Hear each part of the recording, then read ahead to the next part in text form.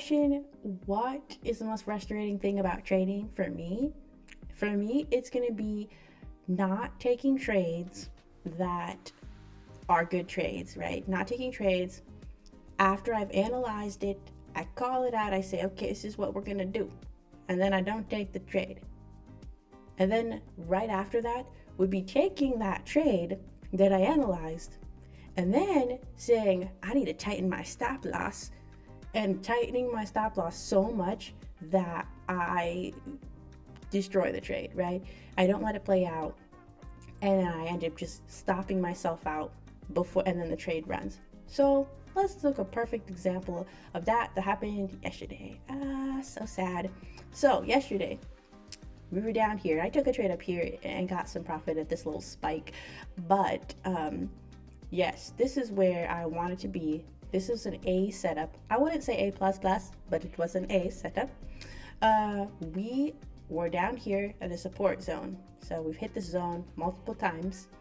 And down here, right, this gray down here, this is a demand zone. And it's been a demand zone for the last couple of weeks. So, yes. So we came down to the support zone and I said, yes, this is where we're going to buy, right? We're going to buy. I look down here at the MACD. If you look at the MACD right here, selling is slowing down. So each time we hit this bottom level, selling gets weaker and weaker. So I say, okay, either we're going to punch all the way through and we're going to come down to the demand zone, or we're going to take off. Well, I said, I'm betting we're going to take off, right? So I placed the buy order probably somewhere around it, but here, right here. So it wasn't the best entry, and best entry would have been down here, but I entered it somewhere up here, right? And so my stop loss was about right there. Great entry, good trade. It was a good trade. This was an A trade, right? We have our analysis, everything lines up, we entered. So you would think I would have been fine. No, I already made some money up here, right? So I thought, I don't want to lose what I already made, right? I don't want to lose, I made 700. I don't want to lose 250, right? Because that's my typical risk is 250. I don't want to risk 250 on this trade. So what did I do? I moved my stop loss. I moved it not to break even, but I moved it to up 2 ticks, right? So I would take 2 ticks worth of profit. This little tiny little baby little candle right there came down, went doop, stopped me out. And then it goes doop, doop, doop, doop, doop, doop, doop, doop, goes all the way up. The max that it's been up, because it went up all night and then pretty much all day, it just kind of stayed in like a range. But I measured it, it was about 130 ticks from where I entered. Why? It's like I shot myself in the foot. It's like I said, I'm gonna jump in this race. This is a good race. I got to the starting line because this is the starting line. I was right at the beginning, and I said, well, the trade's already had a little bit of a head start, like 5 candles of a head start. So you know what? I'ma just shoot myself in the foot and not compete. And I killed myself right here at that baby little spike down. It wasn't even like a huge spike down. It was a baby spike down.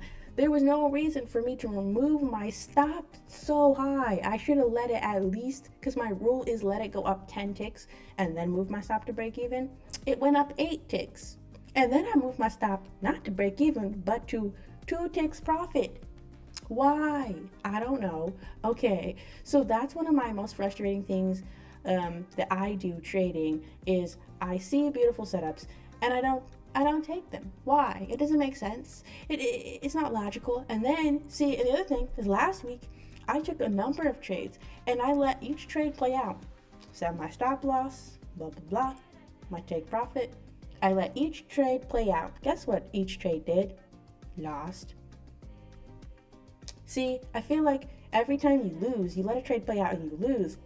Then you think, okay, if I don't let it play out, it's not going to stop me out. And I'll just, manage it so I don't lose as much. But then you don't let it win either. It's like all of the losing and losing and losing kind of makes me more conservative. And then I don't want to lose, but then I can't win either. So it's so frustrating. It's so frustrating to watch. And then earlier today, later on after this previous blunder, then we had this. And so we're in a chop zone. So I said, okay, we're at the bottom, right? We're right here at this bottom, right?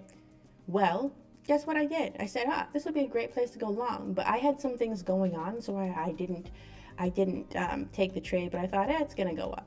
Guess what it did? It went up 40 ticks. So yes, not taking trades that I call them out and I don't take them, and then taking the trade and not letting it play out. So what to do better. A lot of things. You can do a lot of things better. But that's what I did. That's how I messed up. And it wasn't even like a huge loss. It was just, I'm very conservative with trading because it's like I don't want to lose, $250, but then I could have made, $2,500 if I had just let it play out. So again, it is what it is. Live to trade another day. That's my motto. But yeah, so I'm waiting for a package to be delivered. I'm gonna go check the mail. But my note to self: don't let fear control your trade. If it's fear of losing what you already have, losing the account, don't let fear impact your trading, right?